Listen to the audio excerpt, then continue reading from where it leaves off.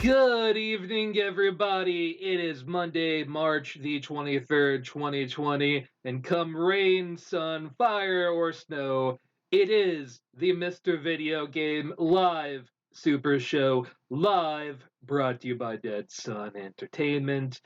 Probably a little bit more sedate today, at least to get started with. We've definitely got news for y'all today because we are here for the people, because we love you. Absolutely. Like all of you. I'm sure all of you are just the greatest people. But, of course, I'm Slacker Kite here as the host of the show. We have other people as well. We've got I do believe, can I read this font? Lady Marilyn, I think is the name. One of the few to get it right. And of course, as always, the genius writer boy of our cast, Mr. Wonderboy himself. Yo, I don't know if that's true, but I'll take. I don't know. For someone who just had to spit an entire write an entire article about himself. I am terrible about talking about myself. So, yeah. I saw, and you mentioned your delightful movie in that article. I had to do some viral marketing for a movie that came out like 6 years ago that no one saw and no one knows is on Amazon Prime streaming right now. It's totally on Amazon Prime streaming right now if you want to watch my dumb Christmas movie that I wrote with some of my best friends in the world.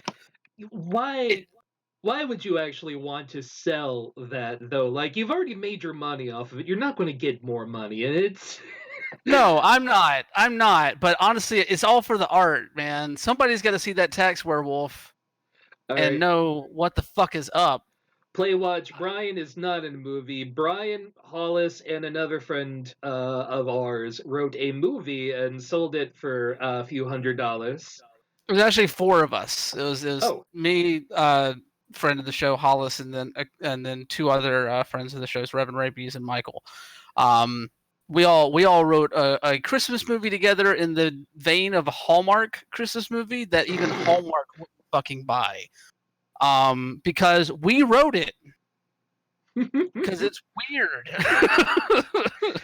sometimes you just need a fucking paycheck. Oh no, it was fun. I'm perfectly. I like I said in my article that I wrote over on Outsports.com, 13 interesting facts about me. I feel weird even saying that right now because it's really weird. Yeah, I still stand by the writing in it. I had nothing to do. None of us had anything to do with the actual shooting of the movie. We just wrote it and handed it off. The movie's called Headed South for Winter. That's not or Headed South for Christmas. That's not the original title though. The original title was Duck Days, and then that got changed to South for the Winter, and then they got changed again to Headed South for Christmas. So go check that out if you want to see some other dumb shit that I've done in my life. Dumb shit that I adore, by the way. I use that phrase lovingly. Jesus Christ. No, it's been a week, to say the least. I haven't left my house. Yeah, I made the mistake of leaving the house once. Don't recommend it. Don't do it. It's not worth it. So I hear. Yeah, just not the best of times in the world outside. So I recommend staying in. By the way, while we're promoting our good boy on the show, we should oh hey, look, there I am. And look, it's the critical distance roundup for the week, and Brian's delightful article that everyone should read from Upper Crit. Delightful, delightful in some ways. And Uppercut, I'm really glad they gave me the opportunity to write about this because it's something that, you know, growing up in the South or down there in Atlanta Braves country, it's something that you don't always think about whenever you remember the culture that you're raised around. And this piece was like really like personal for me to write, and you know, it kind of reaches into all of the different areas that I'm interested in with sports, video games, culture, racial history. Um, so Also growing up in Atlanta, I too remember Ye Tomahawk Chop and its popularity at the time. And I remember being a kid, be like, "What's wrong with the Tomahawk Chop? I'm supporting my team." And I was adult and little. Ooh, that's some cringe. yeah, but I mean, it's all about just kind of educating yourself as you grow up and understanding those things and trying to correct those things. You know, that's all it really amounts to in that end. So, and I get into that in the piece, and it's fun. Also, you get to learn about how I build custom Madden leagues in my free time and run them for an obscenely long time. Yeah, I wasn't going to say that, but man, that's some. You were dedicated to the Madden. Oh, I still am. I still run that league. I'm on season 92 currently, or season 93. I'm sorry. And yeah, it's been 93? weird. Yeah, I'm on season 93. Okay. Yep. And I made every team that's in it. I no shits to give. I love doing this. It's one of those things like I don't tell a lot of people that I do that sort of stuff. That I mean, I joke about the Fire Pro stuff that I do, but like people also don't know that I've had a wrestling promotion running in SmackDown versus Raw 2006 since 2006.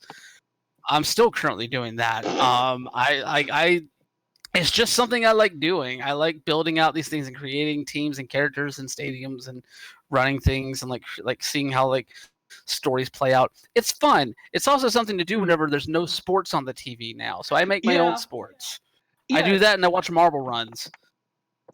No, and I totally understand the idea behind the people who do run as many seasons. Like I did like 2 or 3 myself, but like I never got into like the double digits worth of seasons when I did do these sorts of things. So damn, you have commitment that I don't think I'll ever have. And that honestly, I'm a little jealous of the ability to have that level of commitment because I just flake off to the next fucking thing, like some And kind think of about asshole. this. I just watch these games. I don't play them. Oh, that's even further. Like I said, it's all like computer. I let the computer play it out. I am the god. I let everything else sort it out. Fair. Yes. I So it's understand. fun. You also hit up, because we've all had a little bit of spare time recently, a few games over the last week. Any thoughts to share about those as well? Ooh.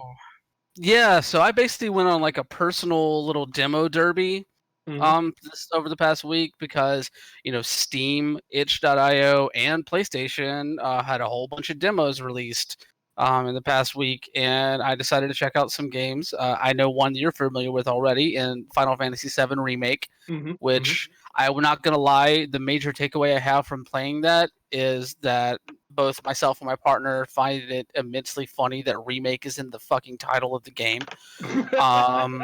At that I mean, look, the battle system is fine. It's a better version of Final Fantasy XIII's battle system that I honestly, the one thing I hated about that battle system was that you could not control where your character was in the battlefield.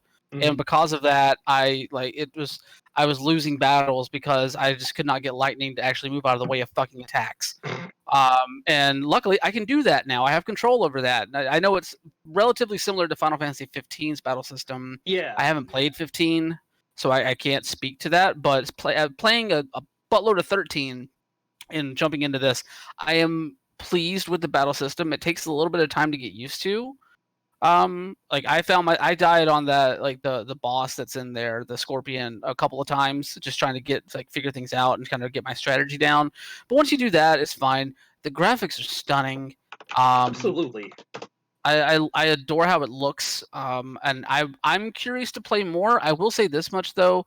All hope that they were going to not make Barrett any less problematic than he was in the original game went out the fucking window the minute that they hired that voice actor. Or maybe not the fact that they hired the voice actor, but the fact that they directed the voice actor to play Barrett that way. Yeah. It is worth mentioning, I'll put in chat, there's a list of free games. They were at least free over the weekend. I believe most of these are still either free or relatively cheap right now from GameStop. So, hey, you want to play yourself some free games? There's plenty of shit out there. Anyway. Definitely. Yeah, no, there definitely is. So yeah, played that. You know, I don't know if it's something that I'll be looking to buy day one. But like if I get a code, I'd play it. It seems fine. It seems fine. Excuse me, Tyrion 2000 is free on GOG, and I didn't notice that before. The stream is now canceled because I gotta go fucking. That can be for another day's stream. Yeah, I'm just gonna put that in the Discord so I don't forget. Anyway. Yes, no. But other than Final Fantasy, I did get my hands on Resident Evil 3's demo. Actually, I played that just a couple hours before we jumped on this show. And yeah, that feels basically like what they did with Resident Evil 2. Like it's basically just a modernized version of Resident Evil 3, and like if you played the original one, right? I did not. I did not start playing Resident Evil until 4. Did you, Merwin? Nope. Sadly, my only experience with Resident Evil thus far was the absolute terabad Wii version of the Umbrella Chronicles, which was a terrible rail shooter. I like the Umbrella Chronicles. Okay, so if I had to choose a rail shooter for the Wii, I would have to go with House of the Dead Overkill. Damn right. Well, yeah. So compared to House of the Dead Overkill, Umbrella Chronicles kind of sucked. Okay, yeah, in comparison, but sometimes I just want to eat a fucking cheeseburger, and Umbrella Chronicles was that delicious cheeseburger. Yeah, it wasn't, a Wagyu steak like Brain. Why are you farting on the other game's name? But it's still good. It was okay. I found it was a little clunkier with a lot more flailing. So Oh, the flail was so it's a Resident Evil game, basically. fair. Because The honestly, fact that sorry, go ahead. the fact that Overkill kept me laughing literally from the start to the end with a lot of what the fuck moments, that kind of just takes it for me. God. So you enjoy it, I'm guessing, because everyone I've known who's talked about the demo said it's fucking great. Yeah, I mean, like we spoke about Resident Evil 2 last year. The visual upgrades look outstanding. I really hate some of the writing in it, just because Resident Evil is never really the strongest writing game, honestly. But just the fact that like the way you're introduced to Jill in this demo is basically them just talking about how like beautiful she is and how she's a tall drink of water and how she's a fine lady.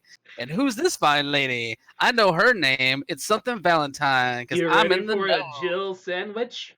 God damn it! It's just so like. Luckily, that's the only real part of dialogue in the entire demo. And once they get that out of the way, the game actually shines because like the controls are great. The shooting, it takes a little bit of time to get used to, like kind of aiming the reticle and the control scheme there, just the same as they did with Resident Evil 2, I think. But once you do get the handle on it, it works like a charm. And it loses none of the tension that Resident Evil 3 had, because that game above, like Resident Evil 2 is the game that I will like hold in my heart forever from those original that original trilogy. And I guess you get their Code Veronica in there too, but like from those original games before 4, 2 is the one that I'll always hold near and dear. 3 is way more tense than 2 is. Mm. Like it is you're always on your toes because of, Nemesis. And this game loses none of that. It's still all there. I honestly felt like I was playing a survival horror game again, and like in terms of like ammo scarcity and that sort of thing. The settings are great. I got jump scared the fuck out a couple of times, in a good way, while I was standing in the middle of my well lit living room. So like it perfectly fine. And then the Nemesis design and whenever Nemesis is chasing you through the city, it's fucking terrifying. It's like the same way that you had like with the Tyrant in 2, but more.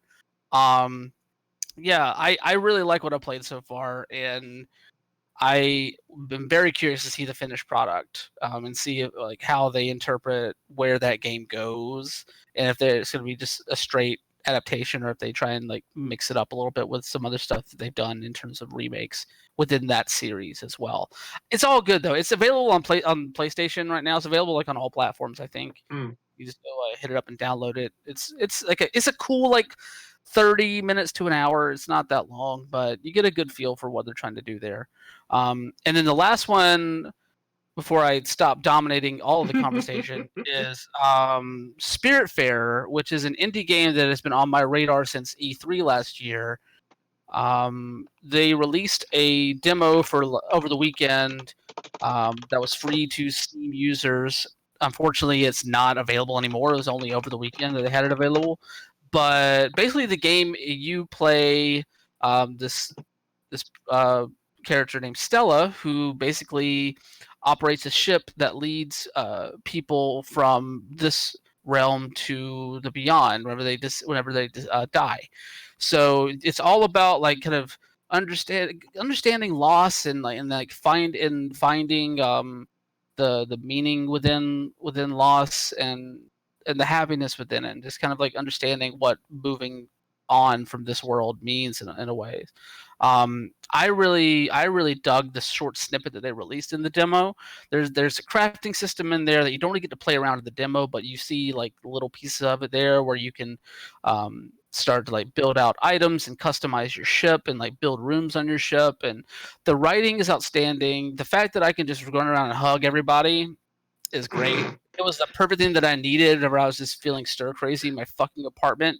Oh, that's one Like of the while best the world parts of Wander Song is just dancing for people. So I get the feeling. Exactly. Yeah. Plus, there's a cute kitty Oh, in there kitties. who's awesome. But no, like I want to. This is a game I've been wanting to play and wanting to dive into since I saw like the short little video within the larger indie block at one of the press conferences last year. I believe it might have been the Microsoft press conference, if I'm not mistaken. Um, and like so far this thing is great. The animation style is beautiful, by the way, Marilyn, like you said in the chat. Like it's so fluid and so smooth, and everything in the game works that way. Like there really wasn't any hangups, surprisingly, for like a vertical slice like this. Mm. And everything I've seen so far in the environments are great as well. They don't have a release date yet, sometime in 2020. But this is one I'm definitely picking up for sure for myself, and I want to learn more about the story and these characters going forward. That's really the main driver for me. Is like this idea, especially in the environment that we're in right now, where Mm. like the world is like it feels like the world is dying around us in a lot of ways. Like having a game that can put death and loss and what how those things can be interpreted in a positive way into like the front of your mind is a very, very valuable tool. So I think Spiritfarer is going to be really awesome whenever they do finally put it out Yeah, later on this year. the animation quality is honestly giving me like vibes of like back in the day when I first saw the original Prince of Persia and things like that, and just seeing the fluidity of motion. Like, oh shit, it can actually look like a person moving. Yeah, no, like everything is so well animated and it's amazingly smooth. It's cutesy, but without being like, oh my god, I've got the diabetes. Cutesy. Yeah, You definitely. you want to go to the exact opposite end of the spectrum real quick? Yo, Do I get motherfucker, to take get me to hell. Do I get to get squeaky ragey? Because I like squeaky ragey. All right, so I've been playing Doom for the last couple of days now. This person here is a much better player of this than I am. And before I get started, I do want to mention something that's hilarious to me. And I'm totally not talking at Playwatch at this at all. But I found out that Bethesda, in their infinite wisdom, decided to put some DRM on top of the login stuff for the game. However, they forgot to actually patch the executable for the game. So, it's already hacked. Doom Eternal is already out there for anybody to go pick up on the PC. So, good job, Bethesda. Just, yeah.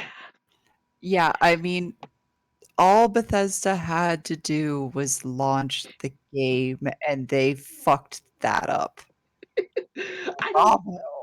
I don't mind because I do feel like games like this should be out there, especially like in a time like right now. I feel like they did a service to people by pure fucking accident. Maybe somebody at Bethesda was like, hmm, I'm just not gonna patch this and something might happen. Yeah, and de novo of all of the anti-piracy systems is one of the most fucky ones. So I think someone honestly at Bethesda must have been like, yeah, no, let them do it because we're gonna sell 1 million fucking copies of this anyway. Maybe some people get a free copy. I Uh, mean, I'm not gonna turn down a free copy. Hit me up, pirates. so anyway, so I'm going to step back a minute. I am shit at first person shooters, just the absolute worst. I'm always amused by them, but I am bad at it. So I have been playing this game on the lowest difficulty, and I still sometimes have to do some arenas 3, 4 times before I get through it. That being said, the fluidity of combat is fucking great, and you can see the gibs in this are amazing. The way just chunks of flesh fly around on the screen is a sight to fucking behold. As well, they put the RPG into Doom pretty hardcore with this one. There's multiple leveling systems that you have within the game. You level your weapons, you level your armor, you level yourself. As you play through items that you find either through regular combat and mission parts, stuff hidden throughout the game. There's also hidden soundtracks, hidden toys to decorate your desk on your personal space station, all sorts of just goody shit. There's also a copy of Doom 2 in the game, just kind of fucking sitting there for you to pick up and have for your own. So that's kind of nice. Regardless, this game has been beloved by a lot of people, and for good fucking right. Like, the movement is fast and fucking furious. You get it's amazing for a Doom game to be as fast as it is, because you get a double jump and you get a double dash as well on top of it. So you are moving around at goddamn light speed. It is a good game that everyone needs to fucking play at some point. The only downside I can possibly give is that in the later parts of the game, I mean, unless you're even worse at first person shooters than me, because this game, like, you fuck up once, you're not given a lot of health or ammunition. You fuck up, you're dead, and you're starting over. You don't go back too far, so it's not that much of a pain. But multiple people I've heard talking about it have talked about how there is a lot of platforming puzzles within the game where you have to do very specific jumps. Especially mattering to a lot of people is there are parts where you have to jump over a chasm and cling to coffins as you jump over chasms. And it's a little bit infuriating because your dash doesn't come back probably as fast as you want it to. It's not as precise as you might want it to be. There are ways to level up your dash and the precision of your aerial movement, but I feel like that was kind of fucking cheap to make it something that you have to actually pay to level up. Yeah, it's the platforming sections really are such a small amount, and they're nice ways to divide up everything. And I didn't start really enjoying this game until the part of my brain that is unlocked by playing Metroid Prime series started to get unlocked with this, with both your different weapons are useful against different enemy types, and learning those enemy type mechanics where, oh shit, I need to use my plasma cannon because these guys have a force field out and shit like that as you're going through, on top of starting to make your character personalized to your play experience. Basically, right now, my boy is big explosions and going around and doing as many fucking glory kills as he can to get that sweet, sweet fucking health back, because I need all the health. I need more health. I need lots of health. Give me fucking health. But yes, I can't recommend this game enough. If you especially like difficult first person shooters, that's the only part of it that isn't a me thing. Like I am a wuss baby boy and do not care for the hardcore difficulty, at least in my first person shooters. I am a Care Bear. But outside of that, the details of the terrain, the level design, and just the thought that they put into every aspect. Like, there's been screenshots I've seen going around on Twitter of a fucking bookshelf where the devs like just took names of different books and just made really like fourth grade jokes out of it, like the Holy Bible but with demons in it and shit like that. It's great. All right, so I've got a question for you. hmm I will fully admit I have not played a Doom game since Doom 2. hmm Am I going to enjoy this? Will you enjoy it? I don't know. I don't know if you're the type. I know Playwatch is 100% the type. But I don't know if it would be your kind of game, to be honest. I think you would enjoy watching it. It is a joyful experience when everything goes right.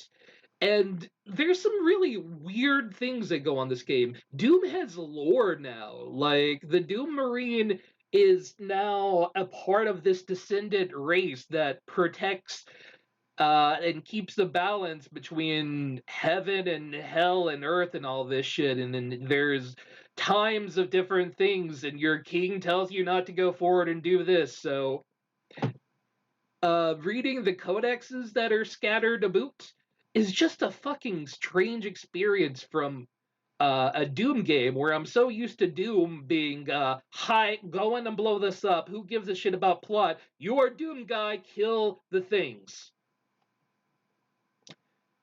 So yeah, if you're not All a right. shooty bang bang type person, I do recommend at least watching it because it's pretty. And boy, if you watch somebody play this game on Nightmare who knows what they're doing, it is a visceral fun time. All right, so I've already now determined I'm gonna give it a shot. Um, Hooray! yeah. Well, I figure like I play Warframe and Warframe got too easy, hmm and so I kind of got bored. And I've been looking for a new shooter to occupy my time because there are days where you have a bad day and you just want to blow shit up. So yeah, this looks pretty and it looks fun and it's splody and everything I want in a game right now. So Yeah, it hits that like 14-year-old boy part of the brain. Do you know what I mean? Like, Yep. yeah. Like it's hilarious because my roommate Joan has been playing nothing but Animal Crossing, and sometimes I'll be sitting there and exploding tentacles and demons and shit, and then I'll just hear wafting through the hallway the dulcet tones of Animal Crossing. I'm just like, this is strange. This is what happens when you live in a household of gamers. Exactly. I think Playwatch is playing through like Dying Light or something while I was working my way through like my time at Portia. Hmm. That was interesting to hear. Anybody who walked in this apartment at that point would have been very confused. Graves, I'm going to say this to you as far as the storyline. It reminds me an awful lot of the Diablo storyline. It's actually like fairly well written and placed together. Like, yeah, it's still a justification for violence and stuff, but every single demon type has a lore behind it. There's a lot to it if you want to sit down and read, and sometimes you just need a break from shooting things because these levels are like an hour to an hour and a half long each. So sometimes you Jesus. just need a break. Oh yeah, I'm so down for this then. Because you know me, I'm a lore whore. Hmm. So this is gonna like just twing all of the reward centers of the brain and let me be all splody and raw badass and then also be my bookish nerd self. My recommendations to you: learn to use the flamethrower quickly and get that reload thing going fast. Your flamethrower is what lets you get the shield points, and having shield in this game is great. So the faster you can get to that, and it's a relatively low spend, definitely get it. I Um, get to go floosh. Yep, down. yeah, there's a whole lot of floosh, and you can upgrade your flooshiness. And there's also extra lives. It's a fucking video game where you can pick up extra lives if you explore enough. It's hilarious. Anyway, that is my review of Doom Eternal. It's a really fun game. It's not perfect. It's a little bit more difficult than I would like, but I think if you like your difficult explodey bits, and don't mind a little bit of awkward platforming, it's a good game. They definitely made the platforming better than they had in Doom 2016. So, if you played that, it was like, oh, the platforming was awful. I don't want another Doom game with platforming. It's at least better than that because the platforming in Doom's 2016 was what got me to not finish that game. So, yeah, the layouts are just great. I love it. And it hits all those reward centers that Metroid Prime fits for me because you get to do all of the exploring and poking around, and I enjoy that shit. But hey, let's get to the news because me and Brian have taken up 30 minutes of your time gushing about stories and video games. But that's what we do. Also true. There was a event earlier in the week. Mark Cerny, aka Dana Carvey from circa 1994, gave us a hour-long presentation that the internet mostly passed off as boring and dry, and to be honest with you, if you're the casual gamer, it is boring and dry. It was meant to be delivered at CDC, so myself, I'm kind of used to tech conferences where, the presentations are kind of dry but interesting, whereas the average gamer's like, yeah, but where's the video game stuff? Not a lot This is flashy. video game stuff. Yeah, it is, but it's just not. It's not exciting video game stuff. This is the stuff developers will listen to. And yeah, parts of it were him explaining what an SSD is, and tech people just kind of fucking do that sometimes to tell you things you already fucking know, but it's to get your brain in that area before he talks about what he does with the SSD. So I get what he's doing. Mark Cerny is talking over here and we don't really need that in a public discussion, I think. So I think, it's a little bit of a fail on Sony's part broadcasting this as a general audience discussion, whereas this is for ye tech nerds out there. And there may be a pivot over the weeks, but it was a cool conversation, I think. No, I completely agree. I think my favorite description of it was Mark Cerny ASMR. That made the rounds amongst at least some of the people the circles I run on on Twitter. But no, like I mean, yeah, like a second. Hmm? Excuse me, I had to cough. You're good. But no, like all that being said, like no, this is about tech. This is about like under the hood stuff. This is like what Microsoft got out there and talked about last week. This is like our first look at what is going to be running underneath the hood with the PlayStation 5. And holy motherfucker, between both these two consoles, like I have no idea how they're fitting this much power into a box that size. Yeah, there's been a lot of talk about how the Xbox is, more powerful than the PlayStation 5 initial spec release looks off the top, but they're both fucking powerful. And there's other things to talk about we'll get to, but just raw power itself isn't absolutely everything.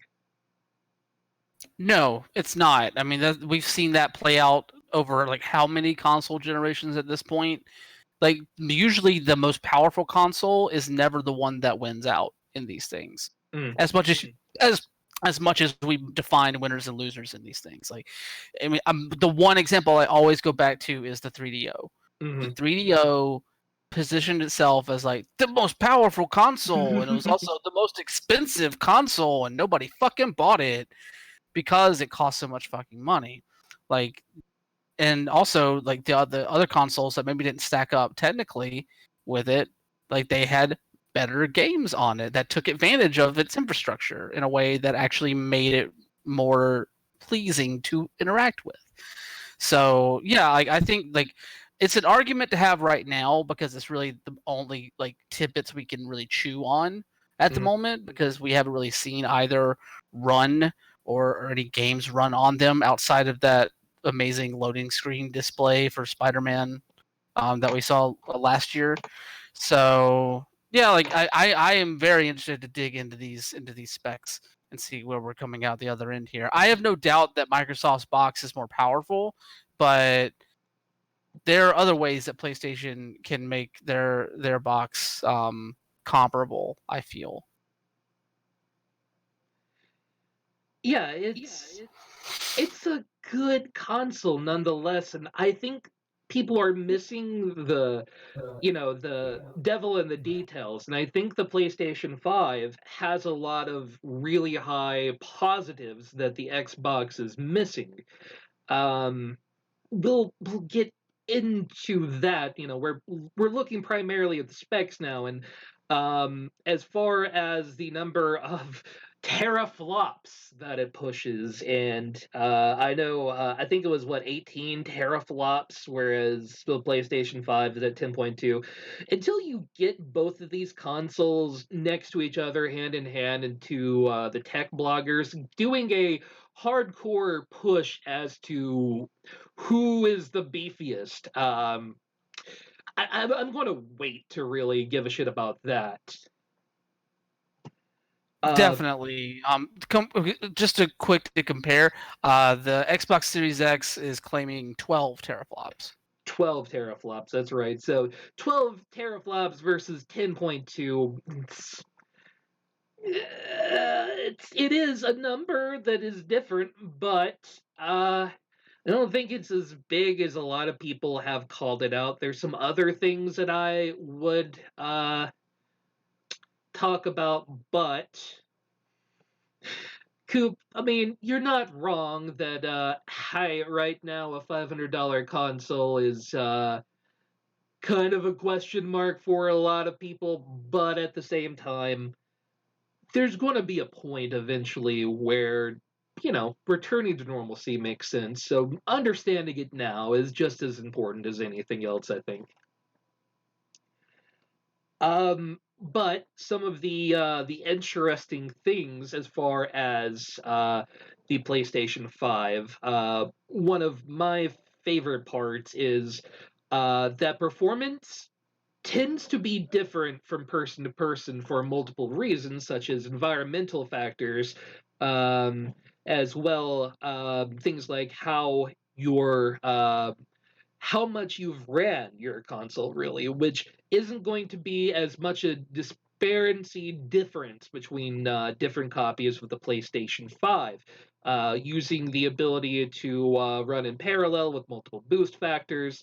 That's one of the things that they worked on with the PlayStation 5 that to me is kind of a stand out. I mean, there's a lot about the graphics as well, but these are the two things that stand out to me is that variable in environment isn't going to be the same factor as it's been in previous generations with the PlayStation 5.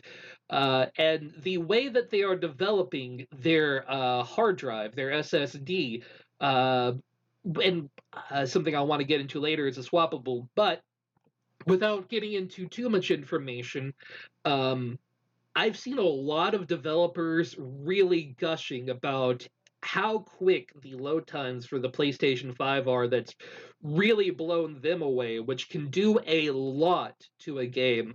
Probably faster load times than the Xbox Series 1, but again, until we get side-by-side comparisons, we're comparing apples to oranges, but it does definitely read, at least from a hardware technical side, like these loads are going to be fucking phenomenal. And get back to, hey, what's the difference between having this and a cartridge based system?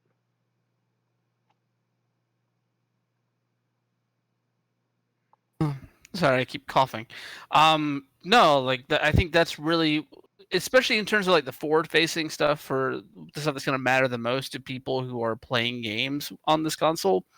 That is what will matter. Mm. That is the number one thing that people will notice and that people will appreciate, I think, are the load times. And we haven't seen the sort of like messaging and displays about that from Microsoft for the Series X, honestly. Although, like, any system running on an SSD like this is going to have exponentially better load times. So I wouldn't be surprised if these are similar on the Series X in some ways.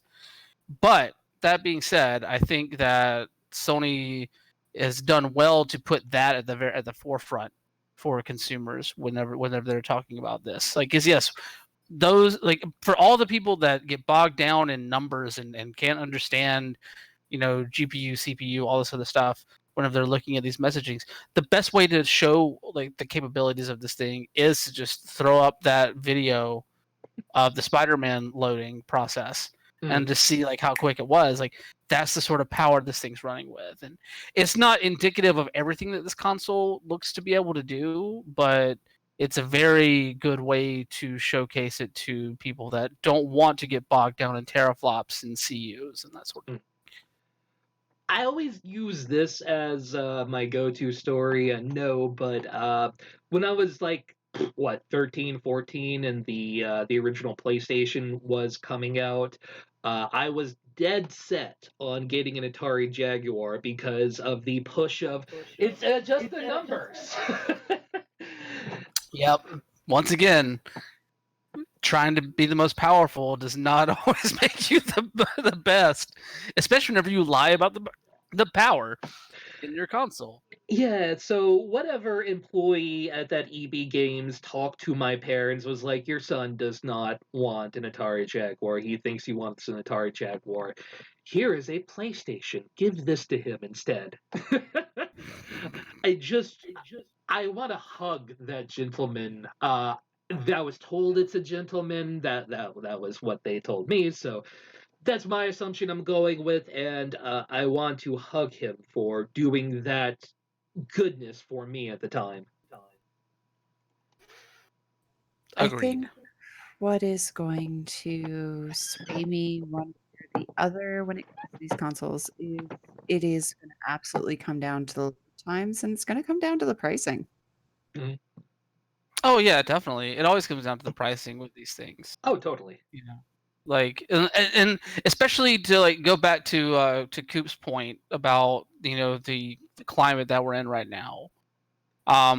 Yeah, like of course we all are like, looking towards whenever we get back to that level of normalcy and people aren't getting laid off and we don't have to classify jobs as essential and non-essential and we don't have to stare down like double digit unemployment rates and all this other stuff and we're all looking to that point. But I think the best thing, I think the not the best thing, but the most rational way to look at this is that these consoles are going to launch in the midst of a situation that is not going to be much better than where we're going to be at in the next few weeks.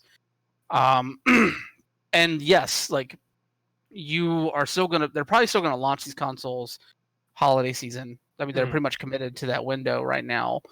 The only way I think that they wouldn't is if the manufacturing stuff gets affected more so by the coronavirus stuff. But we've seen like the in China they haven't had like new case. They had 2 days in a row with no new cases. Like it's in Korea, Vietnam, like all these other places where a lot of these consoles are being manufactured, they have a much better handle on this, which means that they could potentially have people going back to those jobs and having the manufacturing plants operating at a higher level than they have been as all this other stuff. So it's one of those things where it's going to be a tough go of it at the very beginning, and I don't think that the climate is going to affect the pricing. I No. still think that you're going to see at least 450, more likely 500. As much as it pains me to say that, because I still think $500 for a console is fucking ridiculous. But yeah, like it's unfortunate, but there's really no way around it. And I wonder if honestly, I wonder if that influenced any of the thought process now with all the talk about backwards compatibility. I know obviously we didn't see the level of what we're seeing right now with a lot of foresight. At least, I mean, we knew that coronavirus was going to be a concern here. We didn't realize it was going to, because of to not go too far into this, because of the ineffective nature of the country's response to it. We didn't think it was going to be getting to this level in a way, but I don't know. Like it's just, I think that the fact that a lot of these companies have included the backwards compatibility stuff, the fact that a lot of people that are making games for this console have said that those games can be played across consoles, at least in Microsoft's case. Microsoft, like with the Xbox One X and the Series X, they continue to talk about how games will be played. You can play on a cross-platform there. So I think being able to, if Sony can create that kind of bridge as well with theirs, I think that there'll be a better setup for whenever we do eventually get to some economic recovery and more people can buy these new consoles going forward. I genuinely would have the expectation that we're going to see a relatively light launch when it comes out. I don't think this is a product that's going to be in the hands of majority of consumers. And that's usually the case with the launch anyway, but it's going to be a little bit thinner, I think, probably like a 20% reduction from what you normally see with the launch. Oh yeah, no, I think the numbers are going to be reduced. Like I definitely, I mean, that's just going to happen regardless, just because of the loss of manufacturing time. Hmm. Like even if the situations do get better over in Southeast Asia with this, like you're still going to see a decrease in manufacturing time for these consoles. So I think like that's going to happen either way. To answer Coop's question though, like how are we going to get it? Like you can't. I mean, eventually you're going to be able to order this on Amazon, and like truckers, delivery people have been like, I don't think they've been like formally classified as essential jobs in the same way that like the state of Minnesota classified grocery workers as essential positions or emergency positions or anything like that. But Amazon's still running. The delivery people, the truck drivers, they're still running. Mm. And I would imagine, I would cross fingers that the situation would be getting better as we get into like October, November of this year. It can't go anywhere, but hopefully it can't go anywhere but from where we're at right now. But I think that the fact that those services are still operational right now, and as we get closer to release time, those services will be able to bring the console to the people that are still social distancing, the people that are still high risk to the coronavirus, like myself, who are stuck in their fucking house for fucking ever. Sorry, I'm not bitter. And I think that eventually those logistics questions will be answered down the line. Yeah. And getting back to really the discussion on the console itself, Yeah. another one of the major standouts to me as well is the introduction of the use of the PSLE, I believe the 4.0 usage of that, which allows for more parallel transfers within. It's going to be harder to find a drive, but unlike with what Microsoft is doing, where they have their own priority drive that is going to be double if not triple the price to get that drive expansion. If you want to buy yourself a 2 terabyte drive, or moving into the future looking at 4 or 8, once those are more readily available, that's going to be available to you to have and put in with off the shelf stuff. You're going to want to make sure that it is definitely compatible, because the majority of what is out right now especially is not going to hit the specifications that are needed for the PS5, but you could still go to your local store, of course, once we have stores again, to go buy the part fairly off the shelf, as long as you know what you're looking for. I do think there's going to be some parents out there that go out and just buy a drive and then get home and try to, put it in, and it's not going to work.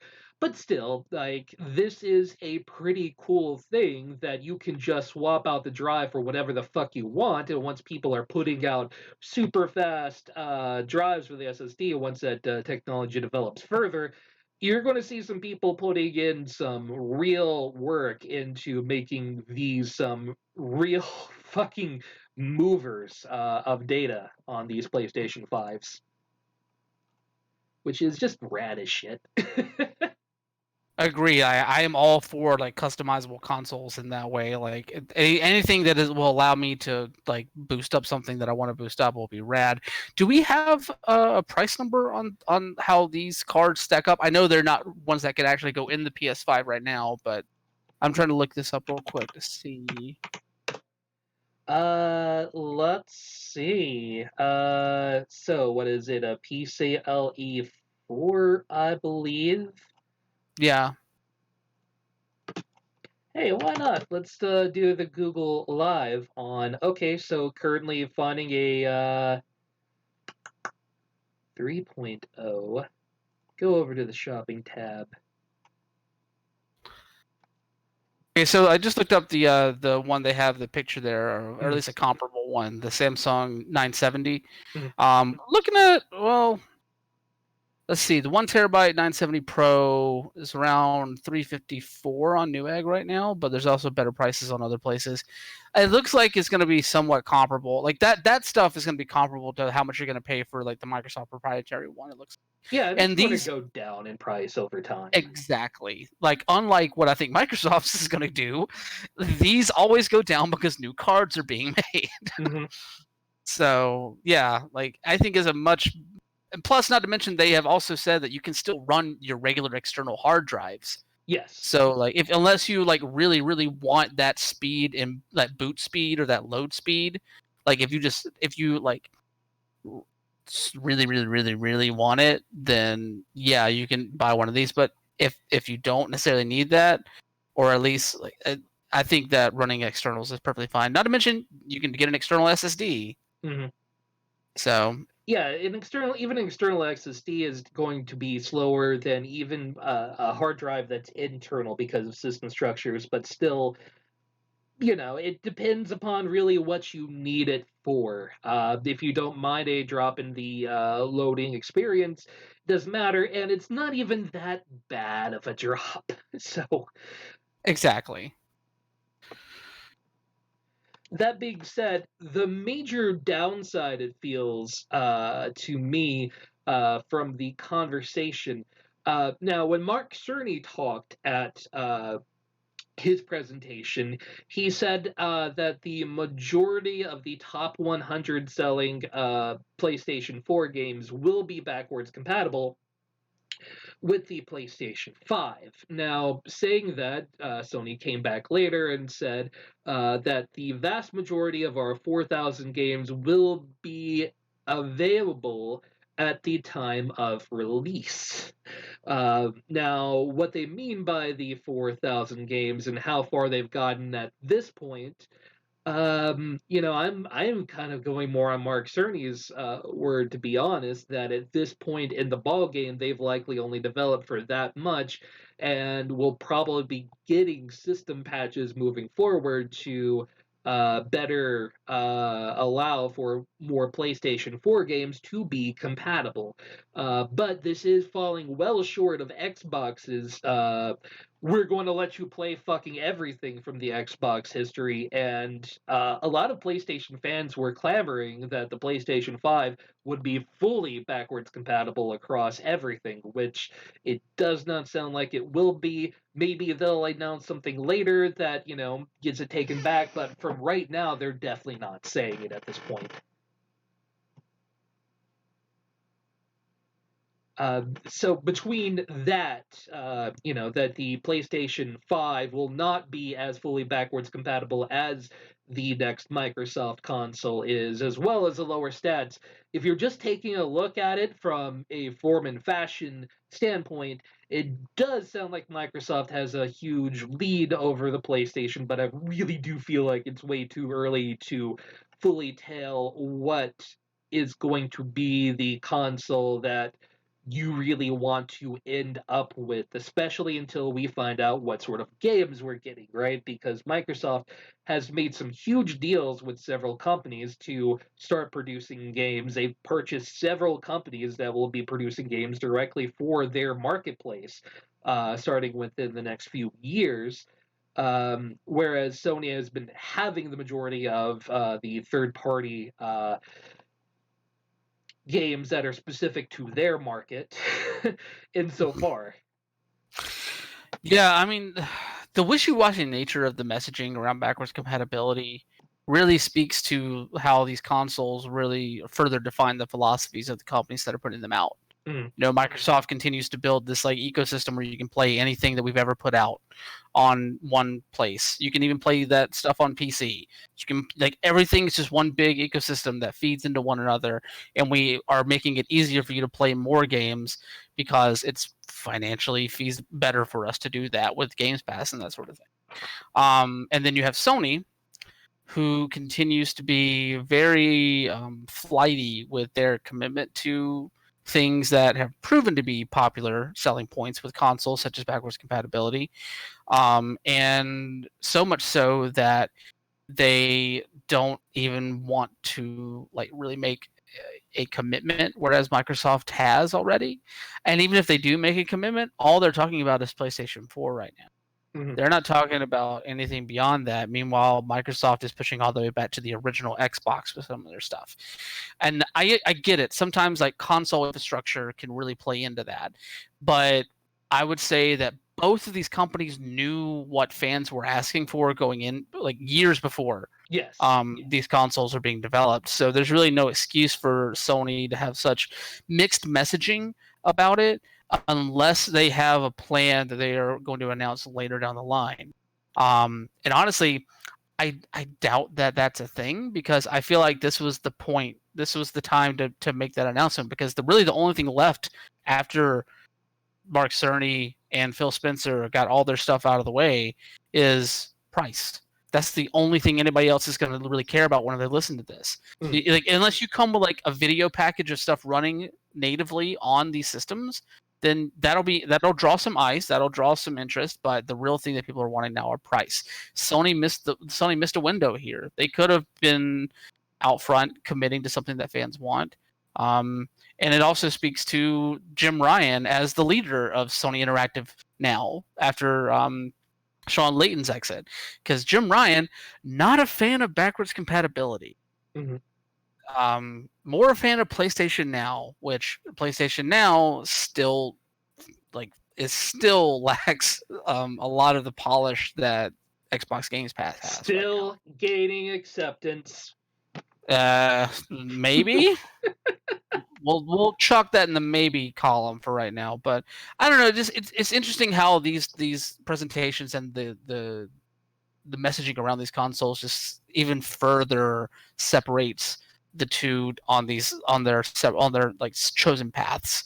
It's very intriguing to watch because I thought there was going to be a bit more of a synergy in how like these consoles performed in the messaging around them this go around, but nope, we're just doing what we think is right, and somebody's gonna get proven right in some ways. So I don't know. Yeah, It's Microsoft has frustrating. been hardcore on their messaging. We want games where you are at your price point so we can get this out to you wherever you are in the Microsoft ecosystem, PlayStation. We want to make pretty games. So it's not very it doesn't fulfill a lot of my desire as a gamer to really feel like I'm being listened to, but they have months before it fucking matters in the first place. So it's not like PlayStation is out of the field yet, and there is a lot of positive that they can ride on. But yeah, if they're looking to hit the messaging now, they're really not on the ball at the moment. It's always struck me that, like, it feels like PlayStation is a bit more elitist Mhm. versus Xbox. Like, Xbox has always been more of an everyman's console. Because they've always had a fantastically wide variety of games, and I've seen stories here that Sony wants to focus purely on like story-heavy RPG-driven style games for the PS5. And so I think they might find that they're going to lose a good chunk of audience as well with this one. Mhm. Yeah, and look at every time that a Sony exclusive is released to the PC. Um, man, I think it was what Jason Schreier that had said like a PlayStation exclusive was going to be coming to PC, and people slammed the shit out of him. And then a week later, the announcement came out, and just all of these Sony fanboys just doubling back. Yeah, well, it's just the one game, okay? But like our ecosystem, we've got the real games here. I don't know why you'd have even an Xbox, right? Because like I could just have a PC. Most people don't get to have the probability of having a PlayStation and an Xbox and a PC and a Switch. You know, they've kind of got to choose one ecosystem to buy into. So fuck off. And Microsoft has been doing far better at getting you whatever the fuck you possibly want at a pretty damn good price lately. That uh, they really do have a strong suit going into the next generation at this point. Hmm. I agree with that. I think that, but I think we shouldn't lose sight of like Sony's console is going to be really, really, really, really good. Mm-hmm. And I think that yes, the messaging around it is very frustrating. It does have Sony's had an elitist twinge to them for a while now. I agree with you, Merwin, on that. I mean, let's not forget the last time they ran an E3 press conference, they wanted to get super artsy fartsy with it and had like they're like herding journalists between different areas because they thought that they were the coolest. So I don't know. Like it obviously there will be more to play out with this in the months to come. But yeah, I don't. I right now they're two dope consoles, and I just hope that Sony doesn't screw up with some of the messaging around theirs because Microsoft has been knocking it out of the park left and right. Outside of that stupid proprietary like expanded storage stuff, fuck Yeah. that. Let me plug my fucking terabyte hard drive into that thing. Would you believe we're an hour into the podcast and we've talked about the one story so far? I mean, we knowing kind of us. we kind of planned it this way anyway. Let's be real, but You got a bunch of nerds talking about tech. mhm. I mean, it's a given. Yeah, not to mention I get to keep saying the word teraflop. Hell yeah, teraflops. Because secretly we're all 12 years old. Damn right. All right, let's drop into some of those other stories here. I hear other things are happening around the world, and God, I guess we got to talk about them. I literally think everything else on our list is Nintendo. I'm just looking up down the roster here, like Nintendo. Oh wait, no, there's something else. No, Nintendo. there's other things in here. All right. The first biggest thing is that Nintendo had their Indie World showcase on the 17th. Various games were either announced or talked about further. You've especially got some sweary stuff that's going to be coming out, and everyone's happy about more sweary stuff coming. You've got a beautiful game from Hello Games, from at least it looks at it, the last campfire that really looks cute as fuck. And especially this hand animated shit from Baldo looks great. And one of the biggest things to come out of it was, of course, that day they were launching with Exit the Gungeon, the follow up to the fucking Smash game Enter the Gungeon. Was releasing literally that day, so it's fucking out. It's been on mobile for a bit, and you may hear that and go, "Oh fuck, a mobile game? Why do I want to buy that?" It's a pretty fucking intense game. I would still strongly recommend taking a look into Exit the Gungeon. It's not quite as dense and packed as Enter the Gungeon, but for what it is, if you like your bullet hell side scrollers, that is a hell of a game. No, like that was a crowd pleaser for sure. Whenever that came up there, like I'm very curious to look into that one. Everything that I've seen video wise looks great. I think we can all agree what I thought was the major banger out of all of this. Let's like The Good Life is a game that I have been following for a while now as a passionate sweary mark, and this game I cannot wait to play it, and that's weird for me to say whenever I'm not necessarily weird because it's a sweary game, because that's not weird at all. I want to play everything that man ever.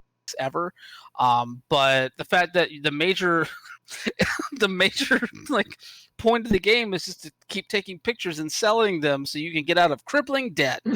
also you turn into a cat. Mm-hmm. All right, I need this game now. Yep. Like, that's all I need to know. Also, I and you're need this solving a game. murder mystery. Also there's a murder to solve. Because Swery's games are always 1,000 things smashed into one thing. Yeah, and there's always all sorts of social commentary and all this bullshit built into a sweary game. Me and Brian are just sweary fanboys, so he could put out anything, put toast on a cracker. I don't care. I'll be interested at least. Yeah, no, I'm into this wholeheartedly. I don't know if it'll live up to the missing, because for all the things that you said, Travis, like about like, you know, Swery with his messaging in his games and everything like that. The missing is probably the one game where his messaging has landed the hardest with me, in a positive way. So like I'm really curious to see what this game is going to do with that whole like mechanic of you're in crippling debt and you're never going to leave this city because you have to make enough money to leave this city, but you're never going to make enough money to leave this city. Also, you're a cat. You're just going to stay here and be a cat. Take this photo, cat. So this game is by the same person that did The Missing. Yes. Oh dear God. Yeah, that game because with the that blood was and my. whatnot. The Missing was my intro to Swery. Oh, yeah, that's a hell of an intro. And she Trav saw, brought like, it the up. first hour or two of the game. Yeah. Those screams still haunt my they haunt my dreams, man.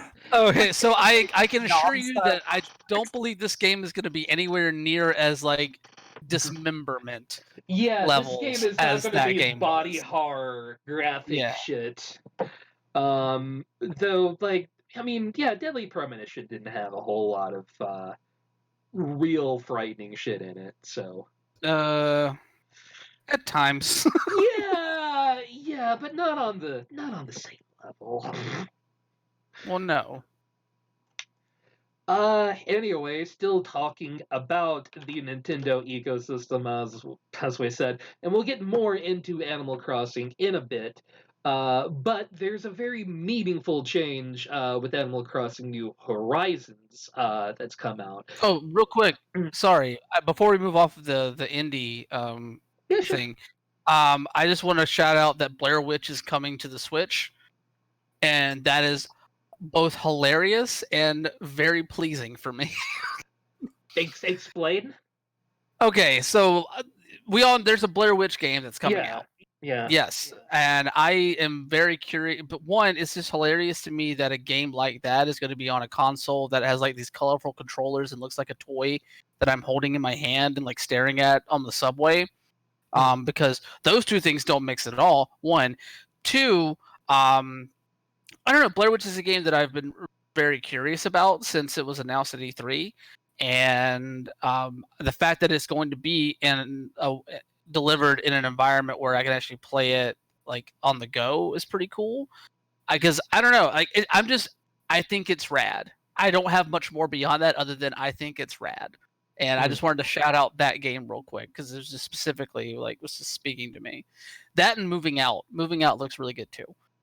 Oh, hey, they're bringing Superliminal to the Switch. Yep. Yes. That's awesome. And Dicey Dungeons. Yeah, one of my favorite games from last year. God bless Terry Kavanaugh, the good boy.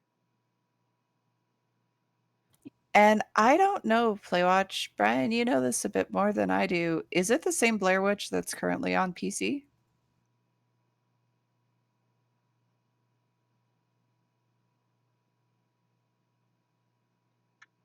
And silence.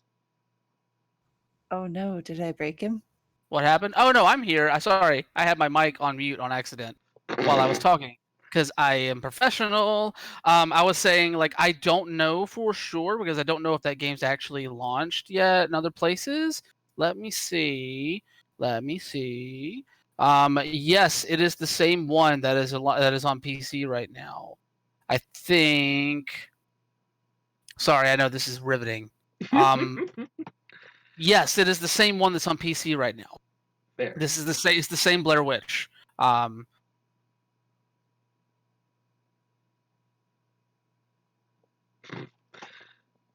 Yeah, I mean, especially a lot of these at the end are games that are already out on PC. Dicey Dungeons, Ghost of a Tale, Superliminal are all games already out on PC, so they're probably less exciting. But most indie games are coming to PC and Switch since those are the markets that sell the most for indie right now. And I mean, I'd be interested to see how Superliminal will play on the Switch, like especially if you're playing it docked. Just because there's a lot of that push-pull mechanic. And I think that would be really interesting to tool around with. Like, I would love to see Superliminal done in VR. Yeah, with the little Wii control or the Switch controllers, the Joy Cons, it's going. Eep, eep, eep, eep. That could be amusing. Just watching the video of that right now, like I need that in VR. I played it through on stream. I think I still have it in my VODs. But if you guys haven't played it, play it. It is so worth it. Nothing like watching yourself on stream to make you realize how much you touch your face in this area of COVID. Anyway. Animal Crossing came out, and while we'll talk more on Animal Crossing later as far as the game and reviews, one of the more interesting patch notes to come out recently that is a major change over previous Animal Crossings is how they're handling seasonal events. Basically, each seasonal event will be applied as a patch during a specific time, which will require you obviously to be online and download each patch as it comes in. And then at any point you can play it offline. Now, one of the big parts of Animal Crossing is the social aspect, going to other communities and so forth. So playing online is kind of one of the key benefactors of playing your Animal Crossing, but kind of interesting for them to have that because so many people who play Animal Crossing will fuck with the time on their console so that they can scoot forward and get their thing built in a couple hours rather than a couple of weeks. So that's a thing. It's worth noting at the very least. I don't think it's one of the most like despicable things that I've seen a company do ever, but the fact that some uh, stuff is gated behind the need to have an internet connection, it's a little smelly. That kind of fucks with your whole whatchamacallit, your whole portability of the system, right? Because you're Mhm. not always gonna have an internet connection unless you're like tethering to your phone.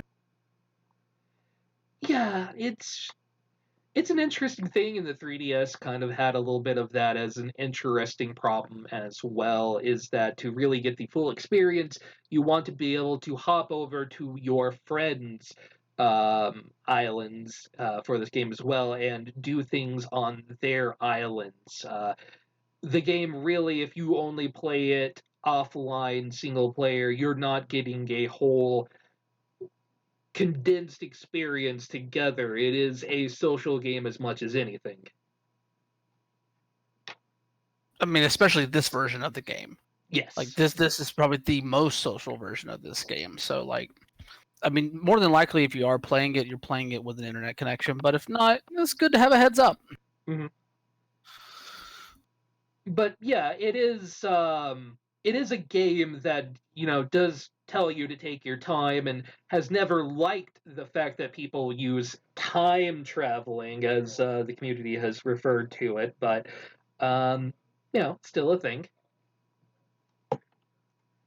Either way, the last little thing on updates that kind of wanted to mention that amused me is that along with Control's patch that is coming out for the DLC that comes out on Thursday, they're also retooling some parts of the game, adding some more abilities into Jesse's control scheme, and as well adding in. If you played Control, especially when it first released, that map is shit. That is the shittiest fucking game map I've ever used in my entire life. Did I include this article so I could yell about the fucking map in Control and how shit it is? Yes, I did. Thank fucking God they are getting rid of that shit map and putting in something better.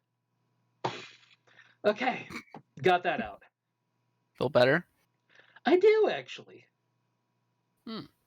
But yeah, first expansion's coming out on Thursday, and man, I'm not going to be done with Doom in that time, but that's fine. After I'm done with Doom, then I can play the Control expansion, and then Final Fantasy VII Remake will be out, and then I'll lose my job. But anyway, it's fine. It's fine. Hooray, Corona! Is that the Doom, the Dead Sun logo picking its nose, Playwatch? How the fuck did you do that? Channel points. You can edit emotes now. Huh. I don't know Okay. if I like that. That is interesting and strange, but yeah, you do you there, Playwatch. I didn't know you could do that. It's a little odd. All right, we've gotten through all the little bitty fiddly news. The reviews are in. We've got 3 different games to talk about the Metacritic reviews, and of course, why not go in from we were just talking about Animal Crossing just a moment ago, go into the Metacritic review. All of the games that have come out have some real baller ass reviews. 91 for Animal Crossing. For some reason, a 6.7 user score. I have heard nothing but fucking joy out of people. Let's take a look at this 3. Animal Crossing has been charming, simple game, and is relaxing sandbox. Checks all the boxes. Yeah, I don't. All their other games are terrible. This one, well, what is up with these low ass reviews?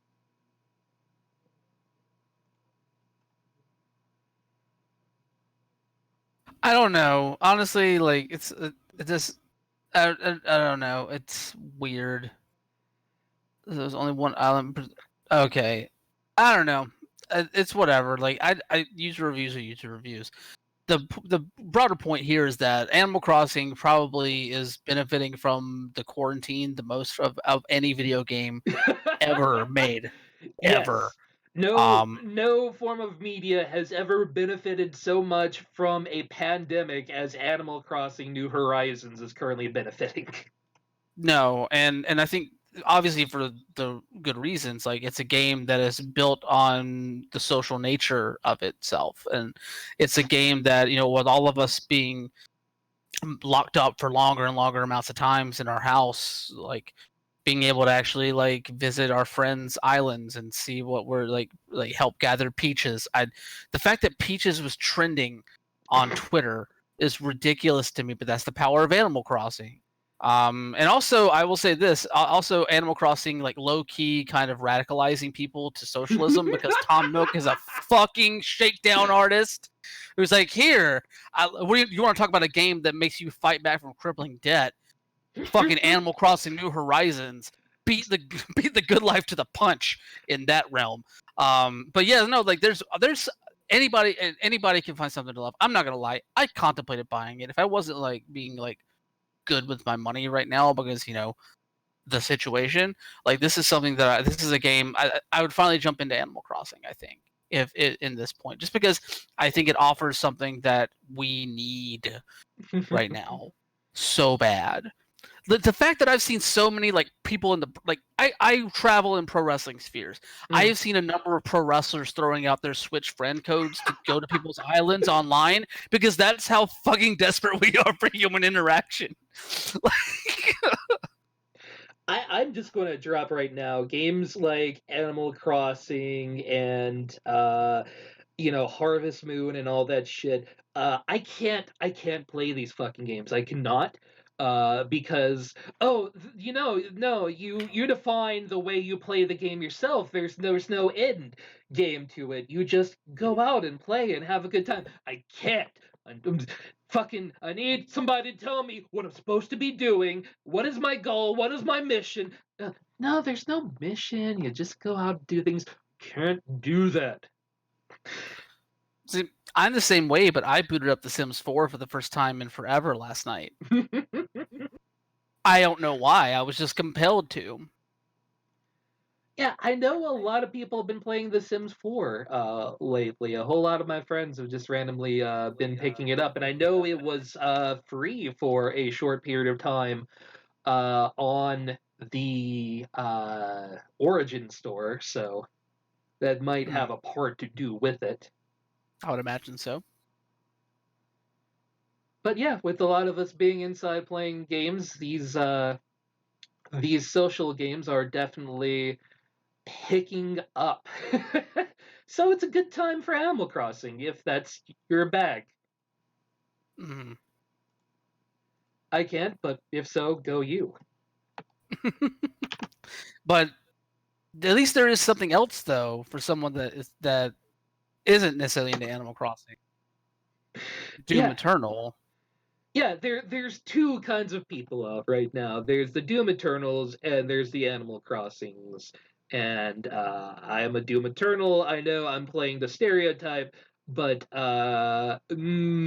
shoot a bang bang fun time. Yes. I actually had a coworker at work today talking about how she lives with her grandsons, and she was saying, yeah, they were playing this game that just came out and I have no idea what's going on. Like, was it really happy and cutesy? She goes, I don't think so. I'm like, was it a lot of death, destruction, mayhem, explodey, blood, guts, and demons? She's like, yeah.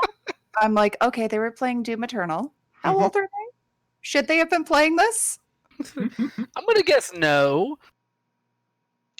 Play what you can play both. You can be bi-switchable. That's absolutely fine. But myself, I'm a Doom guy. What can I say? Rubber Ross actually on stream tried to play both with one controller at the same time, and that was a fantastic mess of a stream. I wish I had seen that. That sounds amazing. I can only imagine a villager just running around in circles, just like grabbing whatever tree they can, just like also just looking at how frantic Doom is, like to see like this villager just spazzing out. So good. Yeah. Well, I do. Speaking of the fact that there are two people in this world, the Doom Eternal people or the Animal Crossing people, we can all agree that there are far less Half-Life Alyx people in this world.